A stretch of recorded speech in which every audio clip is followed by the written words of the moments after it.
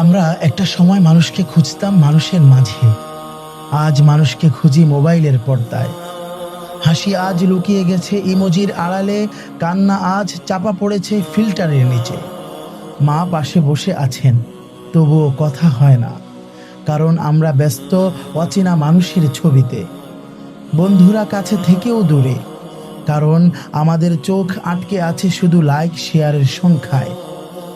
এই এক বুক শূন্যতা, এই এক নিঃসঙ্গতা, এটাই সোশ্যাল মিডিয়ার আসল অভিশাপ। জেনে রাখো বন্ধু, লাইক দিয়ে হৃদয় ভরে না, ফলোয়ার দিয়ে সম্পর্ক টিকে না, আর ভার্চুয়াল দুনিয়া দিয়ে কখনো শান্তি পাওয়া যায় না।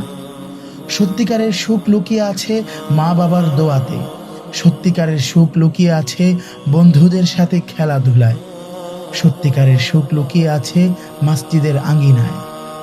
আসুন আমরা প্রতিজ্ঞাবদ্ধ হই, মোবাইলের কালো থাবা থেকে নিজেদেরকে মুক্ত করব ইনশাআল্লাহ। আল্লাহ আমাদের তৌফিক দান করুন, আমিন।